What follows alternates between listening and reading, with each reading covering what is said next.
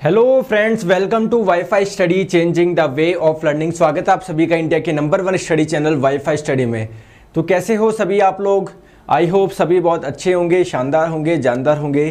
तो डेली सुबह 9:30 बजे अपनी क्लास होती है, तो 9:30 बज चुके हैं, सभी आप लोग जुड़ जाइए।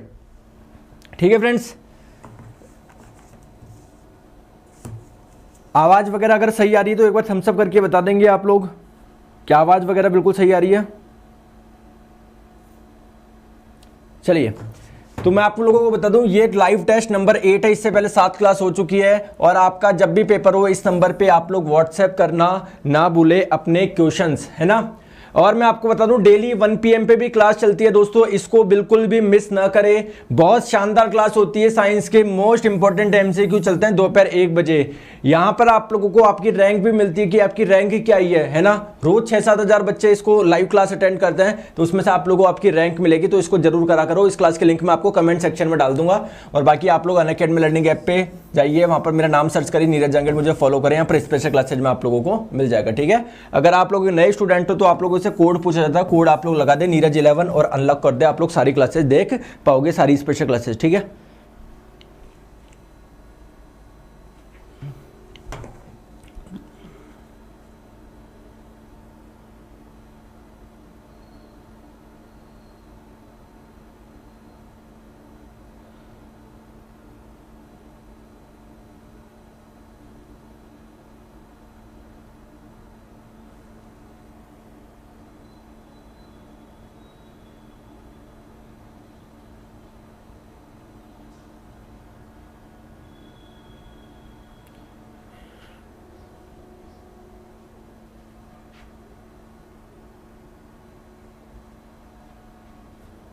क्या आपको मेरी आवाज सुनाई दे रही है?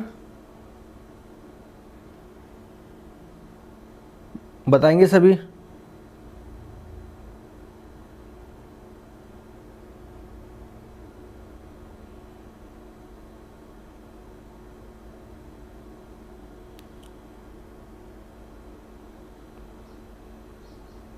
दोस्तों, क्या आवाज वगैरह सही आ रही है? एक बार लिख के बता देंगे।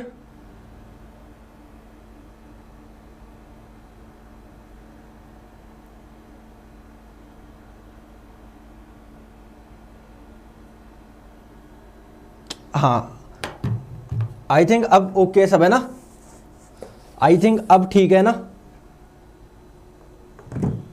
चलिए, तो अब बात करते हैं दोस्तों। आप लोग SSC का सब्सक्रिप्शन ले सकते हो। अगर आप लोग CGL CHSL की प्रिपरेशन कर रहे हो तो आप लोगों को यहाँ पर बेस्ट प्लेटफॉर्म मिलता है। यहाँ पर 40,000 घंटे का रिकॉर्डेड कंटेंट है, 20,000 प्रैक्टिस क्वेश्चंस है। ठीक है, तो अगर हम लोग बात करें SSC का सब्सक्रिप्शन आपको कितने का पड़ेगा, 12 महीने का 5600 का है। रेफरल कोड लगाओगे नीरज 11 तो ये आपका 5,850 का पड़ जाएगा। रेलवे का चाहिए तो रेलवे का प्राइस कम हो चुका है दोस्तों, 12 महीने का 3,000 का है। रेफरल कोड लगाओगे नीरज 11 तो ये आपको कितने का पड़ जाएगा, 12 महीने का 2700 रुपए का पड़ जाएगा। चलिए स्टार्ट करते हैं अब हम लोग। ठीक है, लाइव टेस्ट नंबर 8। चलिए, तो कुछ हम लोगों ने क्वेश्चंस दिए थे, पहले हम लोग उसको डिस्कस कर लेते हैं होमवर्क में जो कल की क्लास में थे। तो आप लोगों से पूछा गया है पहला क्वेश्चन, मुख्य रूप से कौन सी रक्त वाहिका है, कौन से ब्लड वेसल्स है जो हमारे शरीर में विभिन्न भागों से हृदय तक रक्त का वहन करती है। तो देखिए होता क्या है, आप लोग जानते हो जो हमारी ब्लड वेसल्स होती है, ब्लड वेसल्स क्या होती है दोस्तों, जिसमें आप लोगों का ब्लड फ्लो करता है। अब जो ब्लड होता है ये 2 प्रकार का होता है। एक तो होता है आप लोग का प्योर ब्लड। प्योर ब्लड किसको बोल रहा हूं मैं यहां पर, जिसमें दोस्तों ऑक्सीजन का अमाउंट ज्यादा होता है। ठीक है, और एक होता है आप लोगों का इम्प्योर ब्लड। इम्प्योर ब्लड जिसको आप लोग दोस्तों डीऑक्सीनेटेड ब्लड भी बोल सकते हो, क्योंकि इसमें ऑक्सीजन का अमाउंट क्या होता है, कम होता है। कार्बन डाइऑक्साइड का अमाउंट क्या होता है, ज्यादा होता है। कार्बन डाइऑक्साइड का अमाउंट क्या होता है दोस्तों, ज्यादा होता है ना। तो ध्यान रखेंगे, जो भी प्योर ब्लड आप लोग का फ्लो होता है वो किस में होता है, आर्टरी में होता है। आर्टरी बोले तो धमनियों में होता है। जबकि इम्प्योर ब्लड आप लोग का किस में होता है, वेन में होता है, शिरा में फ्लो करता है।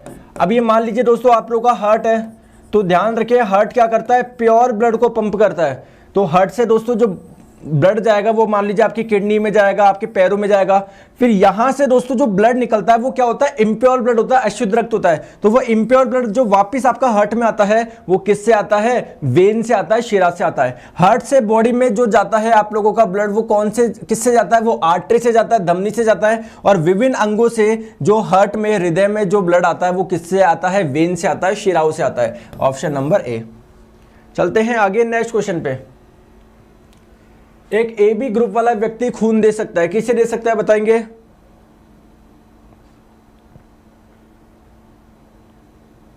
चलिए बताइए।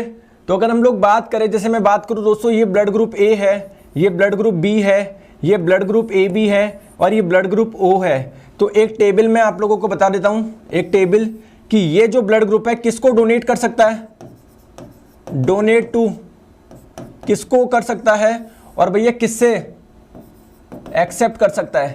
चलिए आप लोग बताएंगे सभी टेबल में, सभी यहां पर बताएंगे कि जो ए ब्लड ग्रुप वाला है वो किसको डोनेट कर सकता है। क्वेश्चन आपका केवल ए बी का पूछा गया है, लेकिन हम लोग सबको डिस्कस कर लेते हैं। देखिए ए ब्लड ग्रुप वाला किसको ब्लड क्या कर सकता है, डोनेट कर सकता है। ये आप लोगों को कैसे पता पड़ेगा? कोई भी ब्लड ग्रुप वाला अपने ब्लड ग्रुप वाले को ब्लड डोनेट कर सकता है और अपने ब्लड ग्रुप वाले से ब्लड ले सकता है। और आपकी जानकारी के लिए मैं बता दूं, ए बी ब्लड ग्रुप वाला क्या होता है दोस्तों, यूनिवर्सल एक्सेप्टर होता है या यूनिवर्सल रेसिपिएंट होता है, या आप लोग सर्वग्राही बोल सकते हो, ये सबसे ब्लड ले सकता है। और ओ ब्लड ग्रुप वाला जो होता है वो यूनिवर्सल डोनर होता है, वो सबको ब्लड दे सकता है। चलो आ जाओ।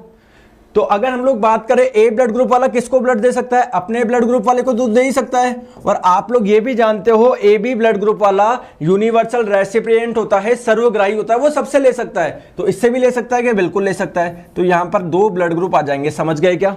और ए ब्लड ग्रुप वाला किससे ब्लड ले सकता है, एक तो अपने ब्लड ग्रुप वाले से ब्लड ले सकता है, और एक आपको पता है ब्लड ग्रुप ओ जो होता है वो यूनिवर्सल डोनर होता है, वो सबको दे सकता है। यानी इसको भी दे सकता है कि बिल्कुल दे सकता है। तो ये आपका ब्लड ग्रुप ओ से भी क्या कर सकता है, ब्लड को रिसीव कर सकता है।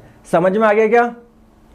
चलो सेम कहानी बी किसको दे सकता है, एक तो अपने ब्लड ग्रुप वाले को और एक ए बी को दे सकता है। क्यों दे सकता है? क्योंकि जो ए बी ब्लड ग्रुप वाला होता है वो यूनिवर्सल रेसिपिएंट होता है। ठीक है, आपका एक्सेप्ट किससे कर सकता है? बी एक तो अपने ब्लड ग्रुप वाले से ले सकता है और एक ओ से ले सकता है। क्यों? क्योंकि ओ यूनिवर्सल डोनर है, वो सबको दे सकता है। तो इसको भी दे सकता है कि बिल्कुल दे सकता है। दोस्तों ए बी ब्लड ग्रुप वाला जो होगा वो किसको ब्लड डोनेट कर सकता है, वो अपने ब्लड ग्रुप वाले को डोनेट कर सकता है। समझ में आ गया क्या? और एक्सेप्ट किससे कर सकता है, एक तो अपने ब्लड ग्रुप वाले से और एक आप लोग जानते हो जो ब्लड ग्रुप ओ होता है। क्लियर है क्या? अच्छा दोस्तों, इस वाली टेबल से भी आप लोगों को समझ में नहीं आएगा, है ना? चलो ये आपको समझ में आ रहा है मैं क्या बोलना चाह रहा हूं, बताएंगे? तो एक तो अपने ब्लड ग्रुप वाले से और एक अपने किससे, एक यूनिवर्सल जो डोनर है उससे। तो एक आपका हो जाएगा ए बी और एक आपका हो जाएगा ओ। ठीक है दोस्तों, इसमें मेरे को आप लोगों को पूरी टेबल समझानी पड़ेगी। ठीक है, वैसे मैं आप लोगों को बता दूं, जो ए बी ब्लड ग्रुप वाला होता है वो यूनिवर्सल रेसिपिएंट होता है ना, तो वो एक तो ए से ले सकता है, बी से ले सकता है, ए बी से ले सकता है, ओ से ले सकता है। समझ गए बात को? तो यहां पर चारों आ जाएंगे।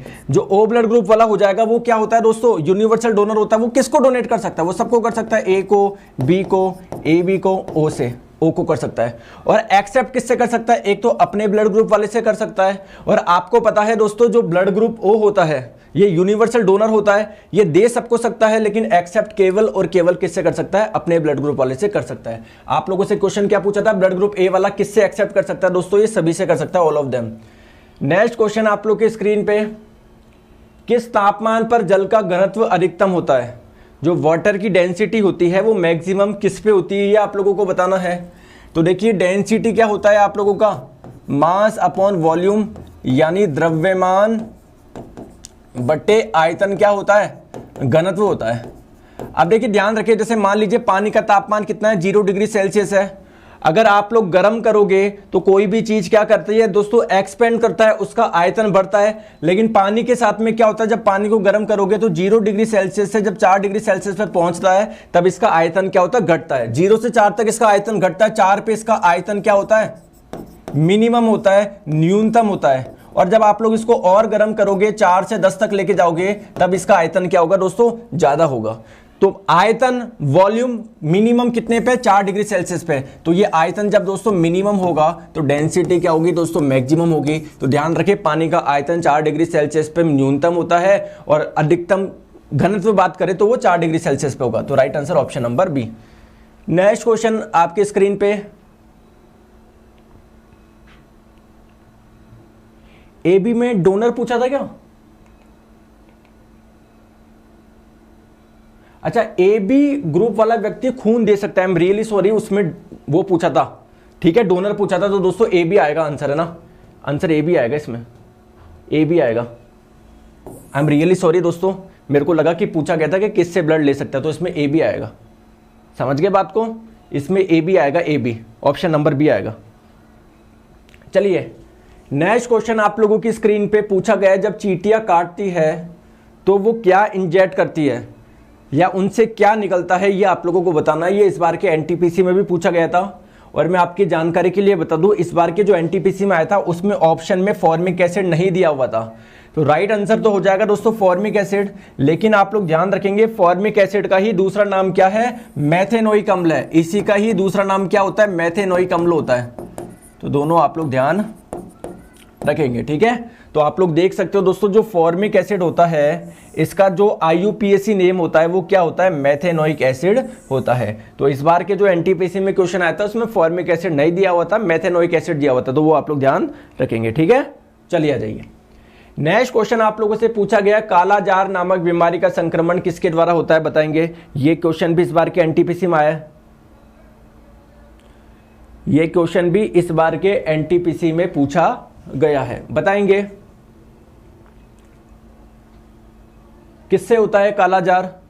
तो आइए देखिए हम लोग समझते हैं। देखिए आपको पता है कुछ बीमारी वायरस से होती है, कुछ बैक्टीरिया से होती है, कुछ प्रोटोजोआ से होती है, कुछ फंगस से होती है। तो जो काला जार जो बीमारी है वो किससे होती है, वो एक प्रोटोजोआ से होने वाला रोग है। अब आप लोग बोलेंगे सर ये प्रोटोजोआ क्या होता है, तो प्रोटोजोआ एक प्रकार के पैरासाइट होते हैं, एक प्रकार के परजीवी होते हैं। परजीवी का मतलब क्या होता है दोस्तों, ये दूसरी के बॉडी में रहते हैं, ये समझ गए। अगर वो आपको, जैसे मान लीजिए किसी मच्छर में रह रहा है ये पैरासाइट, तो अगर वो आपको काटेगा तो वो आपका बॉडी में एंटर कर जाएगा और आपको कोई ना कोई डिजीज कर देगा। तो आइए हम लोग देखते हैं कौन कौन सी डिजीज होती है जो किससे होती है, प्रोटोजोआ से होती है। तो मलेरिया आप लोगों का प्रोटोजोआ से होता है दोस्तों। काला आजार इसके बारे में पूछा गया था, हम लोग इसी के बारे में चर्चा करेंगे। तो ये जो काला आजार है वो किसकी वजह से होता है, एक प्रोटोजोआ की वजह से होता है। कौन से प्रोटोजोआ की वजह से, लीशमैनिया की वजह से होता है। अगर बात करें लीशमैनिया आपकी बॉडी में एंटर कैसे करता है, तो सैंड फ्लाई के थ्रू। किसके द्वारा, सैंड फ्लाई के थ्रू। सैंड फ्लाई क्या, एक मक्खी है, जब ये आपको काटेगी तो ये लीशमैनिया आपकी बॉडी में एंटर कर जाएगा और आपको डिजीज हो जाएगी, ठीक है। तो किसके द्वारा होता है काला आजार, ये आपका हो जाएगा सैंड फ्लाई के द्वारा, ऑप्शन नंबर डी। चले आगे, चलिए बाकी और ध्यान रखिए, मलेरिया, कालाजार, स्लीपिंग सिकनेस, ये आपका अमीबायोसिस और ये आपका डायरिया, ये किसकी वजह से होता है, प्रोटोजोआ की वजह से होता है ये सभी रोग। चलिए नेक्स्ट क्वेश्चन आपकी स्क्रीन पे बताएंगे।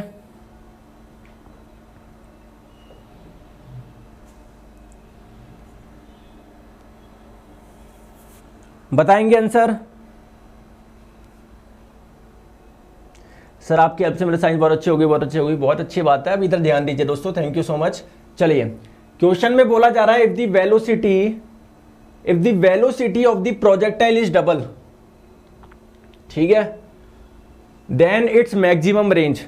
देखिए आप लोगों को पता है, ये मान लीजिए हॉरिजेंटल है, या आप लोगों ने कोई बॉल फेंकी है, ये बॉल कोई ऐसे ऐसे ऐसे ऐसे ऐसे ऐसे ऐसे जा रही है, ठीक है। तो ये आप लोगों का क्या हो जाएगा दोस्तों, रेंज हो जाएगा, ये आपकी रेंज हो जाएगी, परास हो जाएगी, समझ गए बात को। और ये मान लीजिए आपने जिस दिशा में फेंका वो क्षैतिज के साथ में मान लीजिए थीटा कोण बना रहा है, और जिस गति से फेंका, स्टार्टिंग जो वेलोसिटी थी, प्रारंभिक जो वेग था वो मान लीजिए u था। तो रेंज का फॉर्मूला क्या होता है परास का, ये होता है u square sine 2 theta upon g. अब आप लोग क्या कर रहे हो, यदि वेग को दुगुना कर दिया जाए, वेग क्या कर रहे हो दोस्तों, u से आप लोग 2u कर रहे हो, समझ रहे हो। तो पहले u स्क्वायर था, अब 2u करो, 2u का स्क्वायर क्या हो जाएगा, 4u स्क्वायर। तो 4u square sine 2 theta upon g हो जाएगा। तो वेग अगर आप लोग दुगुना करोगे, देखो पहले तो रेंज ये आ रही थी, ये आ रही थी, और अब कितनी आ रही है दोस्तों, 4 गुना आ रही है, ठीक है, समझ गए बात को। तो क्या हो जाएगा, will be 4 times, option number B. Okay दोस्तों, चलिए नेक्स्ट क्वेश्चन आप लोगों की स्क्रीन पे, आंसर आप लोग बताएंगे। क्वेश्चन आपकी स्क्रीन पे बताएंगे। तरंगों की तीव्रता का अनुपात आप लोगों को दिया हुआ है, उनके एम्पलीट्यूड का रेशो आप लोगों से पूछा गया है, उनके आयामों का अनुपात। ठीक है, चलिए तो ये क्या होता है दोस्तों, आयाम पहले समझते हैं। तो ये आप लोगों की मान लीजिए कोई वेव है, कोई तरंग है, समझ रहे हो, आप लोग देख रहे हो कभी ऊपर जा रहा है, कभी नीचे जा रहा है, फिर कभी ऊपर कभी नीचे। तो ये हो गई मीन पोजीशन। तो मीन पोजीशन से ये दोस्तों जितनी मैक्सिमम डिस्टेंस पे, इसी को तो हम लोग एम्पलीट्यूड बोलते हैं, आयाम बोलते हैं। तो ये मान लीजिए आयाम है ए, समझ गए बात को। अब आप लोगों से पूछा जा रहा है कि दो तरंगों की तीव्रता का अनुपात 25:9 है। मान लीजिए पहली तरंग है और ये मान लीजिए कोई दूसरी तरंग है। ठीक है, तो इनकी दोस्तों जो इंटेंसिटी का रेशियो आप लोगों को दिया हुआ है, वो दिया हुआ है 25/9। आप लोगों से क्या पूछा गया है, उनके एम्पलीट्यूड का रेशियो पूछा गया है। तो ध्यान रखिए दोस्तों, जो इंटेंसिटी होती है वो एम्पलीट्यूड के वर्ग के समानुपाती होती है, यानी जो तीव्रता होती है वो आयाम के वर्ग के समानुपाती होती है। समझ गए बात को। तो अगर मैं आप लोगों से पूछूं किन्हीं भी दो वेव्स के इंटेंसिटी का रेशियो क्या होगा, तो I1/I2 क्या हो जाएगा आप लोगों का, A1/A2 का होल स्क्वायर। समझ गए बात को। अब आप लोगों को तरंगों की तीव्रता का अनुपात दिया हुआ, ये रेशियो आपको दिया हुआ, कितना दिया हुआ, 25/9। आप लोगों से किसका पूछा है, A1 और A2 का रेशियो पूछा है। तो A1 A2 क्या हो जाएंगे दोस्तों, दोनों से अंडर रूट ले लो, 25 का हो जाएगा 5, 9 का हो जाएगा 3, 5/3। ठीक है, ऑप्शन नंबर बी। ओके दोस्तों, मैं आज क्लास इतनी रख पाऊंगा, एक्चुअली मेरी तबीयत बहुत ज़्यादा ख़राब है ना, आप लोग देख पा रहे हो। मैं 2-3 दिन से भी स्पेशल क्लास में आपको बता रहा हूँ, तो मैं भी बोलने की कंडीशन में नहीं। तो इस क्लास को हम लोग कल कंटिन्यू करेंगे। ठीक है, इस क्लास को हम लोग कल कंटिन्यू करेंगे। ठीक है, मैं आपसे इसके लिए माफ़ी चाहता हूँ आज। तो ये क्लास मैं आप लोगों को कल कंटिन्यू कराऊंगा सुबह 9:30 बजे। समझ गए बात को। तो ये क्लास हम लोग कल करेंगे, आज नहीं कर सकता मैं, तबीयत थोड़ी सही नहीं है एक्चुअली, मतलब 4-5 दिन से नहीं है, बट आप देख पा रहे हो स्पेशल क्लास में मैंने आपको बोला है कई बार। तो ये क्लास मैं आपकी कल कंटिन्यू कराऊंगा। ठीक है, अगर आपकी कोई डाउट हो तो आप लोग मुझसे कमेंट करके पूछ सकते हो। ठीक है दोस्तों, इस नंबर पे आप लोग अपने क्वेश्चन व्हाट्सएप कर दें जब भी आप लोग का एनटीपीसी का पेपर हो। और मैं आप लोगों को बता दूं, डेली 1 PM पे क्लास होती है, इसको आप लोग मिस ना करें। यहाँ पर साइंस के इंपॉर्टेंट MCQ करवाता हूँ, इसकी लिंक मैं आपको क्लास के नीचे दे दूंगा। ठीक है, ठीक है दोस्तों। और यहाँ पर आप लोगों को आपकी रैंक भी मिलती है, तो आप लोग सीधे ज्वाइन हो सकते हो। क्लास में लिंक दे दूंगा लास्ट में, मैं कोड वहाँ पर डाल दीजिएगा नीरज11। अगर आप लोग नए यूजर हो तो आप लोग सीधे जुड़ सकते हो। ठीक है, चलिए। और दोस्तों आप लोग सब्सक्रिप्शन ले सकते हो, यहाँ पर सारे कोर्स आप लोगों को एक सब्सक्रिप्शन मिल जाएंगे। अगर एसएससी का लोगे तो एसएससी के सारे कोर्स, रेलवे का लोगे तो रेलवे के सारे कोर्स। तो एसएससी एग्जाम्स का जब गेट सब्सक्रिप्शन करोगे तो 12 महीने का 6500 का है, रेफरल कोड लगाओगे नीरज11 तो आपका 5850 का पड़ जाएगा। और रेलवे का दोस्तों 12 महीने का 3000 का है, नीरज11 लगाओगे तो ये आपका 2700 का पड़ जाएगा। ठीक है सर, 1 बजे वाली क्लास होगी क्या? 1 बजे वाले का चांस है, क्योंकि जब तक तो काफ़ी रेस्ट कर लूँगा और वो बैठ के पढ़ानी होती है ना, आपको पता है वो, तो 1 बजे वाले ले लेंगे ना। सर रात का एनालिसिस क्यों नहीं हो रहा? मैंने इसका कारण यही बताया था कि दोस्तों रात का जो एनालिसिस का मेरा टाइम है वो रात्रि 11:30 बजे है, और 5-6 दिन से तबीयत सही नहीं होने की वजह से मैं इतना रात तक मैं पढ़ा नहीं सकता। मतलब आपको पता है 2-3 दिन पहले मैंने जब एनालिसिस कराया तो बैठ के करवाया था मैं ना। हाँ 1 बजे वाली तो होगी है ना, पूरी कोशिश होगी 1 बजे होने की। आपको मैंने कमेंट में लिंक दे दिया है, उससे आप लोग जुड़ जाइए। ठीक है, चलिए दोस्तों आज के लिए इतना रखते हैं। थैंक यू सो मच, मिलते हैं 1 बजे अनअकैडमी पर, और इसको सुबह 9:30 बजे कंटिन्यू हम लोग करेंगे। Bye bye.